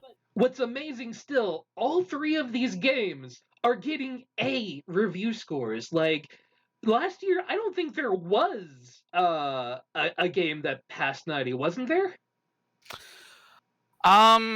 It's been a while to have this many in 1 week. Yeah, to have three like AAA games come out with review scores this good in less than a week is holy shit. Yeah. I mean, the only reason why Half-Life Alyx is not being like, I mean, everybody's talking about it today, obviously, because that's when the embargo lifted earlier this morning. But the only reason why more people aren't going to experience Alyx is because it's VR. Yeah. If this wasn't a VR game, I think that it would be getting just as much like fervor online as Doom Eternal is right now. Because everything that I've seen from this game so far just looks fucking amazing. Everything I've read about how this game like lets you interact with the systems in it, like it's a game changer for VR, which I think that's what we all expected it to be whenever it was announced. So, it's just one of those things where like going back to that Half-Life ecosystem, I just wasn't really sold on it yet. And obviously I can't say that I'm sold on it now because I haven't played it, but like if you have a VR headset, I think this is going to be for more than just Steam's proprietary headset. Yeah. I think they did announce that, so that's good. But I mean, if you have one and you want to throw $60 Steam's away, like this seems like a pretty like this seems like a killer app in a lot of ways. Yeah, it's been fairly universal in the reviews. It's not really like changing the ball game or anything, but as far as VR games, it is the most real feeling VR game that's ever been put out. It's the level of detail and clarity in the world that you are existing in is unprecedented in VR. So if you're trying to sell people on the idea that the future of gaming is VR, I don't think you've had a better chance to put that out than Half-Life Alyx. Merwin, you're the only one amongst us that has access to a VR headset. What do you like looking at this so far today? Like, what are your opinions? I mean, really, I've never played a Half-Life game. I know I lose nerd cred every show. But like, I mean, from what I've seen of Half-Life Alyx, seeing the user scores, like it looks really cool, but Playwatch and I packed up our VR headset probably about a year ago now. I don't know if we have plans to bring it back out anytime soon, but part of me wonders if the amazing scores that we're seeing on these games right now is because quite literally we're all going nuts while we're locked at home. I don't really think so because, the people who are going to review these were going to review these one way or another. And these are games that have been hyped, all of them within their communities for a year. I had to go take a look at Ori just because it was also like in such a high. March is a good fucking month for video games. Holy shit. Yeah, I was about to say shout out to Ori because they also like right up there too. See, Ori, I would be excited to play. I've been wanting to play this. But like I don't know if Half-Life Alyx is enough to make us want to go through the hell that it is to drill back into the walls and set up the Vive again. I mean, if anything, and I'm um completely losing my mind while this whole shutdown is in place, because yes, Ontario has now closed all non-essential businesses starting at 11:59 p.m. tomorrow. Good. Which means I'm going to be working from home for the foreseeable future. If I absolutely lose my mind and I really need like some physical workout, I might try to set up the the It Vive to play Beat Saber. See, that might be worth it. You get that all out, and I might even take a look at Half-Life Alyx with you guys at some point. Maybe we'll see. So get that out, and eventually all this shit has to lift, and maybe someday we can tell you guys our thoughts on Half-Life Alyx. Maybe.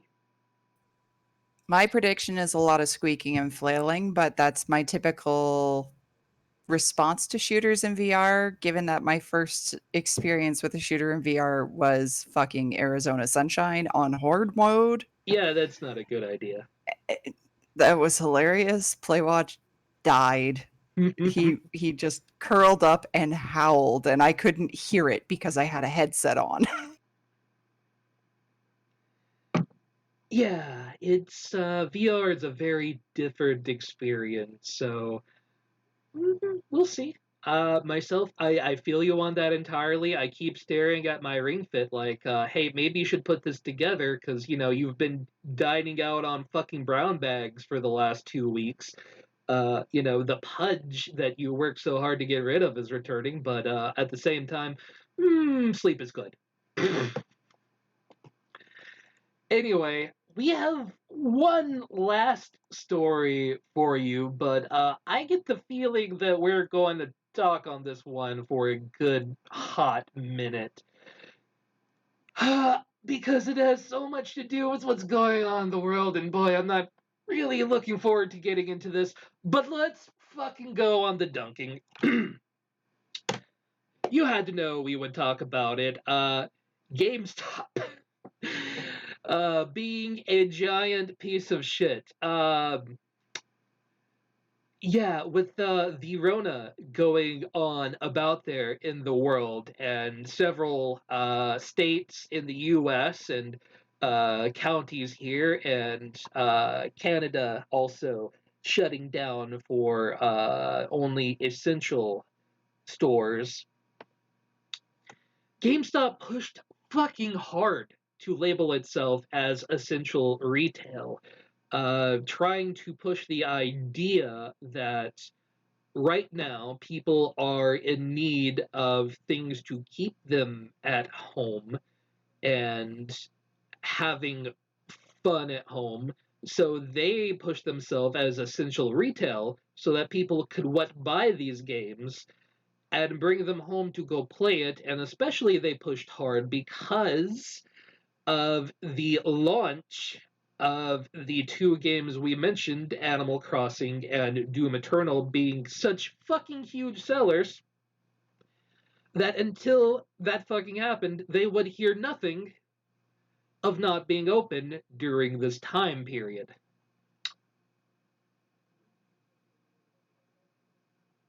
Man, with Reggie recently going to GameStop too, I expected more.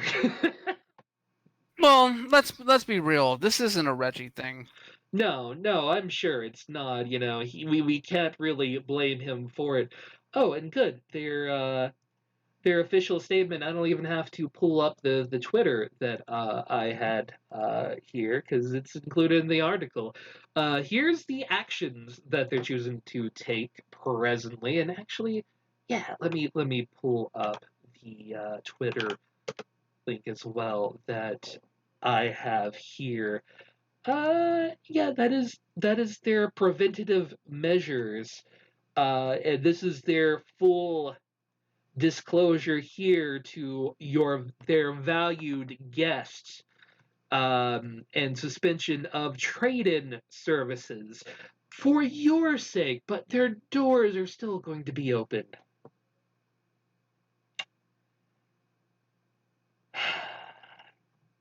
Yeah.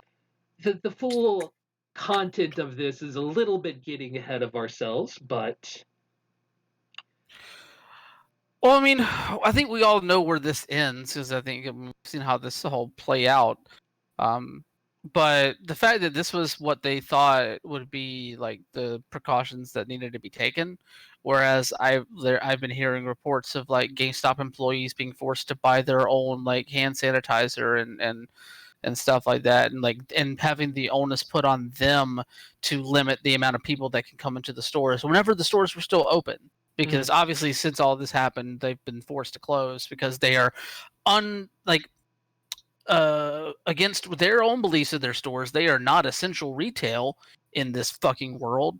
I would figure that the dip in stock price would have told them that, but but just the fact that they think that like postponing like used game trade-ins and like all these different little things that they thought would be enough, and obviously they aren't.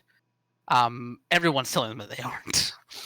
So like it's just ridiculous. Like there's no the one thing I come back to with them with GameStop is that this idea that they see themselves as essential retail.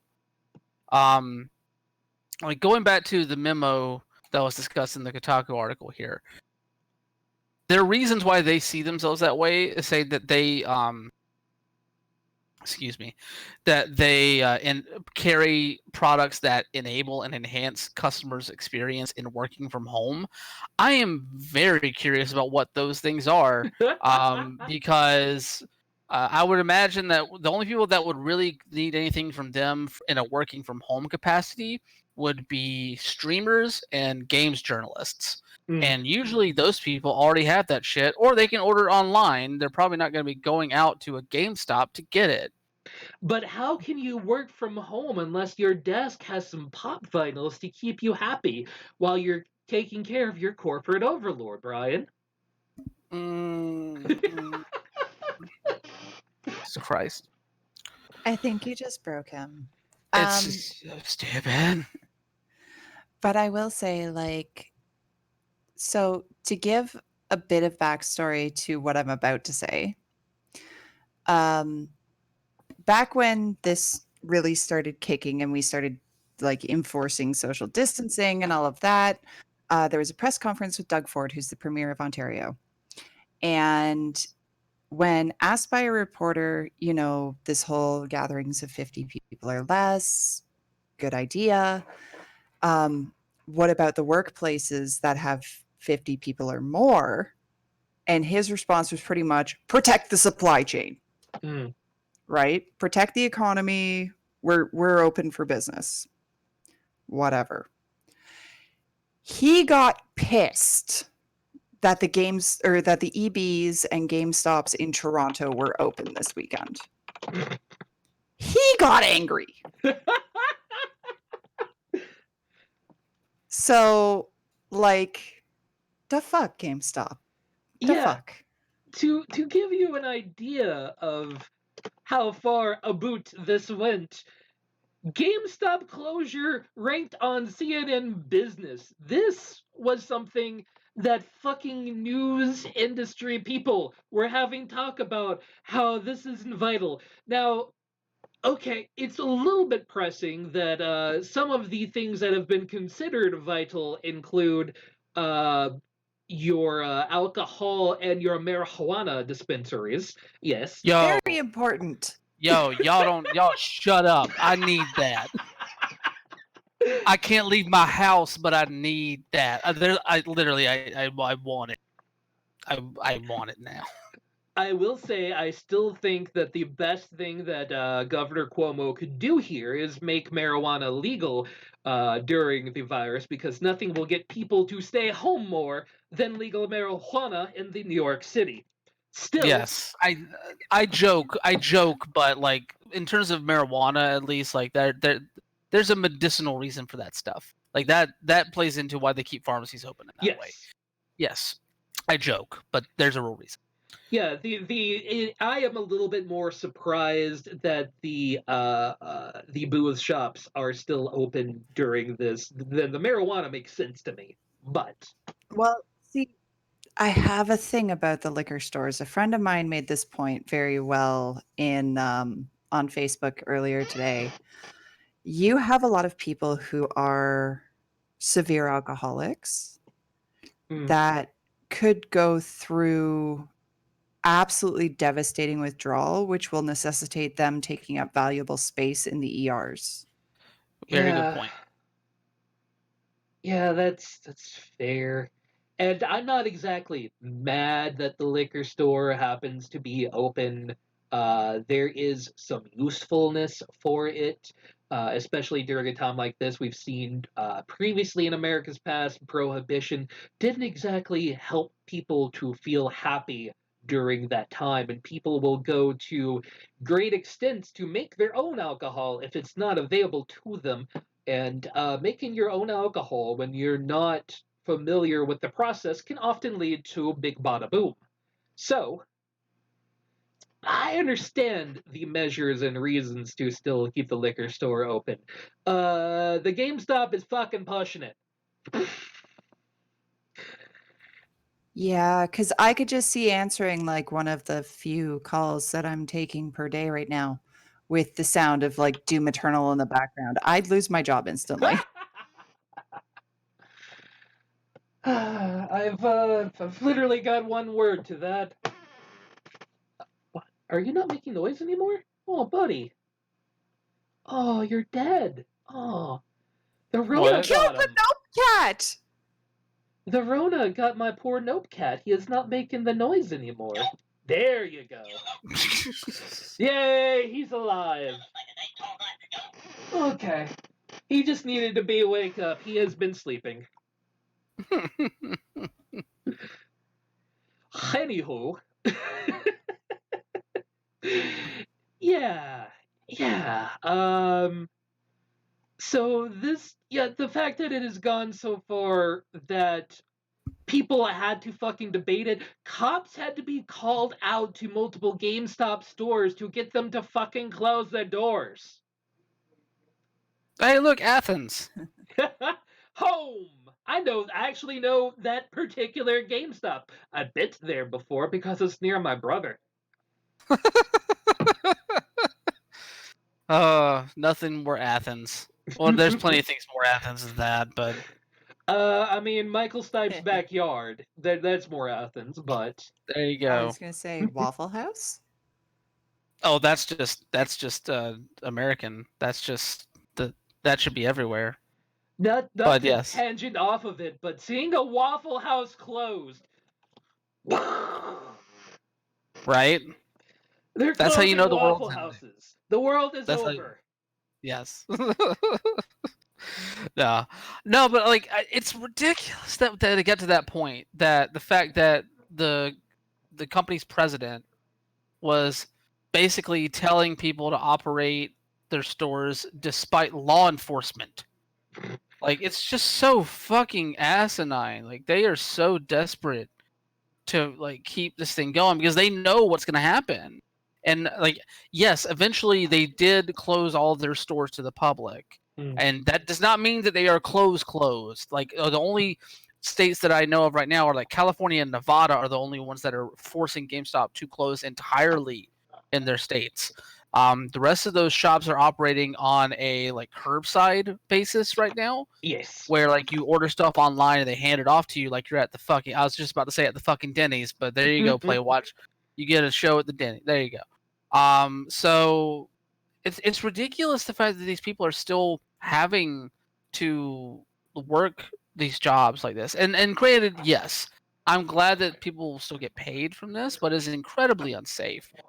It's the same situation that a lot of the hospitality people and the retail people are in right now outside of GameStop. The people that are actually in essential positions, like people that work in restaurants and food carts and stuff like that, where like they're still operating right now, but it's only on a takeout position, and and I don't know, like I think it's incredibly unsafe for these people because GameStop is not essential retail. GameStop does not need to be open right now. The only reason why GameStop needs to be open right now is make sure that GameStop still exists on the other side of this thing. Mhm. And even then, I feel like GameStop is on borrowed time, and it's not at the that should not be at the expense of your employee this way. Oh, definitely not. No, and honestly, like looking at the latest report from Jason Schreier here on like what they're offering employees for the closed shops as well as the ones that are still open, it's fucking ridiculous. Basically, George Sherman, the CEO, released a memo, an internal memo, that is basically saying that workers that at closed or closing stores will be given an extra 80 hours of paid time off. At least the ones who are eligible for it, I don't know what those eligibility qualifications are. And then the people that are still working in the stores will get 2 extra weeks of pay, because that makes up for people that are going to be losing their jobs, losing their income. Like let's break it down. 80 hours, that's 2 work weeks. Yeah. So I mean, basically, you're giving each of them 2 weeks. and let's face it, like, I know several people who have been let go from their jobs. My job is currently offering people unpaid time off. Hey, completely on us. You can go home and not do any work and not get paid for it. Yeah, I mean, I got laid off from my job on Mm. Wednesday. My non-writing job, I got laid off. And I got laid off with no severance, and I did not get my PTO paid out. So like I'm in a similar boat. So I'm glad that they are at least getting something from this. I am very glad about that. At the end of the day, though, it's not enough. Oh, sorry. No, you're fine. I was done. There are some companies though that are actually taking care of their staff. Yes, there are. Oh, Um, yeah, plenty. I know up here the Loblaws family of stores, which is grocery stores. I don't know if y'all have them down there. Mm. Um, they are all of their staff that are frontline workers are getting a pay bonus. They are also working on installing plexiglass barriers at all of the caches to try to minimize contact. So it's not a huge amount, but it's something. Yeah, Good. like my friend is a manager at American Eagle back home, and he and his employees are all getting paid time off until this blows over, however long this takes place. They are not alone, and that is not uncommon. Now, it is common for smaller companies to currently be laying off their employees, or small chains laying off their employees right now, and it's hard to be extremely mad about that. But still, for a lot of these people saying that, oh, well, you should have had some money set aside, but they don't have any money set aside. We're in week 2 of this recession. Yeah, We live paycheck to paycheck. How do we have money set aside? exactly. That's a luxury that not many people have these days. You know, I it's will it's give fucking that asinine. to Trudeau. Is one of the first press conferences he gave, there's a reporter that went, well, with the stock market crashing, what do you have to say for the people who are watching their retirement funds disappear? And his response was simply, we need to take care of our people now. And the people that are working for minimum wage, the stock market will be addressed in time. Mm. They haven't addressed it yet. Yeah, I mean, look, this is not a political show as much. We do discuss politics as far as it's tangential to, the discussion here, but this is hurting a lot of people. And we talked about last week, especially how this is a big fucking pain for indies who may have just finished their game.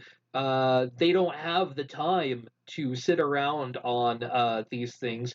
They were looking to release it to market in the next month or two, but they're not going to have anyone to release it to because they aren't able to go out and talk to people at conventions. They're not able to get the word out about how good their game is. There's going to be a whole lot of major flops about to happen right now, especially for small companies. It's a shit time, regardless of what industry you're in. Yeah. Yeah, and as well, Coop is right. Hey, if you want to actually join the political side of the conversation, where we actually talk about our real feelings, you can always join our Discord. It's in the link down below on our Twitch channel, twitch.tv/Dead Sun Entertainment. There you go.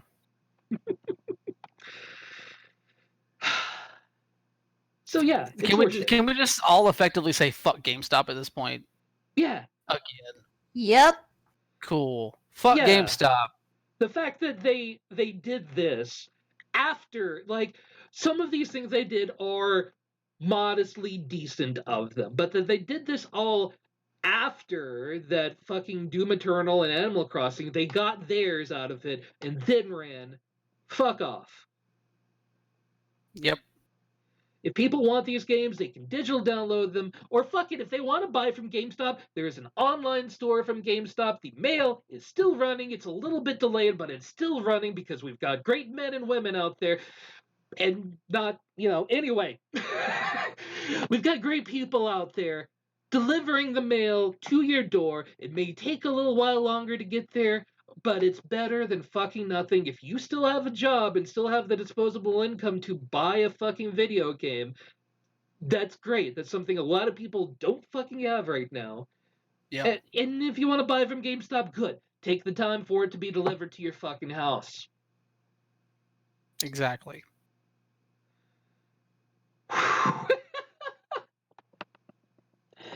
Anything else we want to say about GameStop?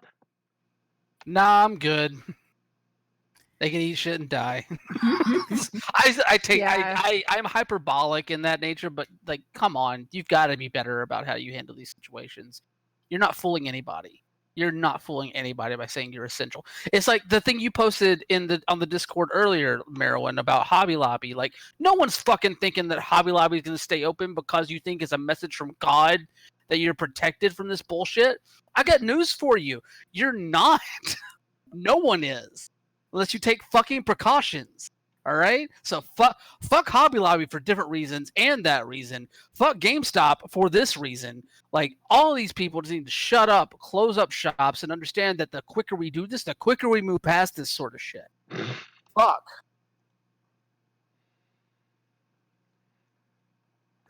Man, I just took a deep breath on your behalf after that rant. Thank you. Also, shout outs to Neo 2. Another good game that came out in the past 2 weeks. Oh, God. Okay. Hey, shout out to Edmund McMillan for putting out literally all of his games at 85% off. There you go. All right, so that was our last story of the day, but of course every week we do Mr. Video Games. It is an award we give to somebody, someplace, something that you look at and just go, whether it's for better or worse, that is video games. And right now, our Mr. Video Games, or at least my Mr. Video Games, because I just said, hey, can we do this as Mr. Video Games of the week? And everyone said, yeah, sure, why not?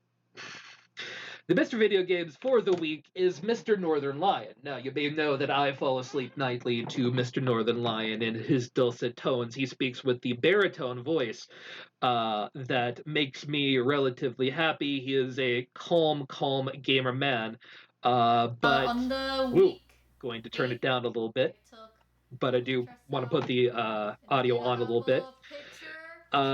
They came onto Twitter today to announce the fact that they are pregnant and expecting a child. And this was the first reminder for me that there is a world out there that is still moving. I've been so busy talking with people at my company about how we're handling the corona, at my house, how we're handling the coronavirus, and my family and all of that. that a reminder like this that yeah, the world exciting. is still moving out there Right now, the due date um, is the 2nd of really helped October. put a lot of these things into perspective for me. This year. We're still looking at. So that is why about 6 I months, wanted 6 to months and a make week or something like that. So Mr. really Ryan still just Letourneau getting here started, and but, his lovely wife, yeah, Kate I mean, that's Letourneau, what's been on the our mind Mr. for Video like Games of 2.5 the Week, months now. because Yeah, it was we the first wanted to time share the that I was news, reminded especially that Ryan wanted to share there's the a news world that we're going like to move on to. ASAP because we had to run to hospital so Here, many here. times to just like Like Yeah. that's the reason why I they agree with were you on checking this so much one. stuff Those like exact checking reasons. blood, Like, so many blood tests, urine tests. Coop, ultrasound. it's not shitty. Yeah. Mr. routine Video checkup Games with the is doctor, sometimes Yeah. going to positive, the sometimes pharmacy negative, to get but like something anti-nausea medication that and reminds stuff you like that, of internal vitamins. things I had like within the my morning community. sickness So this is this not negative. weekend, This is, so it was really good to be hey, like, I don't really want to stream because I feel like things Yeah, will be really okay. nauseous. But I it's couldn't say super like, hey nice to guys, I see have a like horrible morning sickness, nice, so can we heartfelt not do the stream things, like today? good I couldn't things say that are that, And I'll still so be late happening. for I something, mean, and we've people will been be like, really doom and "Wow, gloom you're lately, not even and supposed to be outside. we're There's all fucking yeah, social depressed. distancing and And stuff." so, And I'm like, just like, this "Oh, just put a huge smile on my just face. you wait until we can announce." Ryan Yeah, was like, knowing I especially wish you how can tell him right now, negative so I the can really ending would wait for the be, stream and it's for the um, baby Yeah. and it's yeah, not. it He's was like something that in the I wanted at for least something 30 positive minutes. to end on, But yeah, because if I I'm ended it's really on how exciting. pissed off Our GameStop was going to make nickname us, is Luna, I was so not going to be we're a happy man. calling So for now life the is baby still Luna. continuing And then out the reason there, being is and really there is simple. It's positive because in I the world tested that is on still the being experienced on a daily Luna basis. People Lunar New are Year. still So out it's there like a and Chinese falling New in Year. love So and we're like, getting oh, we'll married just and call it doing Luna. all of If it these comes things. positive, we'll call And it the Luna. world And will then it was continue. like And positive, that and I was was like, my first oh, okay. reminder in And weeks. then, So I mean, we also know there is your the Mr. sex of the Video baby. Games, that the Would you world like to is share that moving too? and Well, will it's up to continue. you. I don't mind it. Yeah, let's do it then. It's a girl. Yeah. Yubi asked you like, oh, you're only in week 12. How do you know already? Sweet. Anyway. sorry. This is a good way to end it. That is it for Mr. Video Games for March 23rd, Monday, 2020. There's so much going on out there in the world, and I thank you guys for coming in, joining us. John Borg, last minute. But Coop, Pie, Kelverin, obviously Playwatch, all of you lovely people, Diablo Graves, and all of our lurkers out there. Thank you for joining us here today. I know for myself, this is one of my favorite parts of the week. Doing this right now in the middle of everything going on is a little bit stressful, more so than it usually is. But just thank you guys for making it, you know, nice for us. Brian, do you have any final words for this week? I mean, I'll obviously, follow me, Wonderboy OTM. Check out the stuff on Outsports, Pace Magazine, the article on Uppercut. That's going over really well. All that stuff, but outside of all of that, like, we're friends here. Y'all know what I do. Y'all check out the wrestling podcasts and the articles and all that other stuff. You know where to find that stuff. And if not, go to Wonderboy OTM, like on Twitter, and you'll find it there. That's not the place for all this stuff right now. What's real right now is the fact that we are all in this shitty situation, in our own separate experiences, in our own separate homes, like separated from each other in ways that we never really thought we're gonna have to face. And that doesn't necessarily mean that we can't still be there for one another. I know the past week has been like frustrating at times for me. Like the isolation has been really hard, but as long as we keep having this show, as long as we keep having these communities and these tools to be able to reach out to one another, whether it's Animal Crossing, Twitch, Discord, fucking Zoom, fucking like Skype. Who the fuck still uses Skype? But fucking Skype is still there. Like, we have these tools at our hands to be able to still connect with one another, and the fact that we have that is very, very promising for where we are going forward. We don't have much to put faith in with the people that are leading us. We have to put that faith in ourselves, and more so now than any other time before. I think Merowyn's sign off is important. Just be good to one another, and that we'll get through this situation together, whether the government is going to cripple us or not. Marilyn, any final Giant words? Pie, sorry, real quick. Giant Pie, I stand corrected. Someone still uses Skype. We almost had to I- use Skype for this show last week. Anyway, We did. I use Skype at work. Nice. I do too, actually. So there you go. Work people use it. Fine. My dig is gone. I retract my dig at Skype. No, it's a pretty true dig. I fucking hate it. I'd rather have Teams, but you know. God bless ICQ. I'd rather be using Slack. Yep. Same. God, can I even remember my ICQ number? 401356204, I want to say. Anyway, Marilyn. Yeah, like guys, the world's kind of in a shitty place right now. Try not to let it get you down. Be cool to one another, love one another. Thank the people that are working the front lines in this. If you get the chance, like if you have to go to the grocery store, thank your cashier.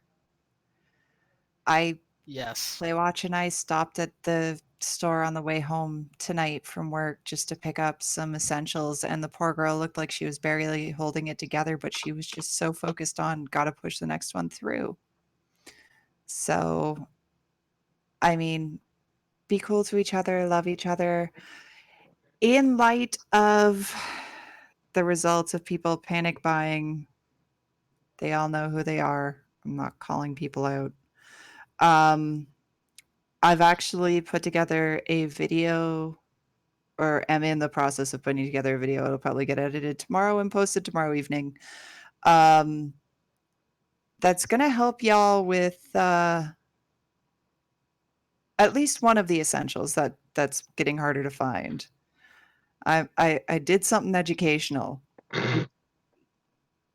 and it's not toilet paper. So I did something educational and tasty, and I'm going to get that put together for you guys. I'll throw it in the Discord once it's done. But yeah, just keep your spirits up. I know it's rough right now. It's not pleasant, and it's a time of uncertainty, and nobody likes that. So we now more than ever, we gotta pull together. We'll get through this. Yeah, I mean, right now, be nice to your service workers, especially now, because even if they're being a piece of shit, you don't know what day they've been through today, and there is so much going on. As always, thank you guys for watching. Our Twitter feeds, our Discord, our YouTube channel, where all of our VODs always go, are in the description doodly doo down below the video. We'll Marilyn, tomorrow when you post your thing, make sure to use the Dead Sun announcement room so that all the peoples can know that hey, more content coming out from Dead Sun. I may try to do something online later this week. I know I keep saying I'll do that, and then work things come up. But hey, we'll see how all that goes. And thank you guys for always coming here, listening to us blabber for 2 hours. And have a good night and a pleasant tomorrow. Bye.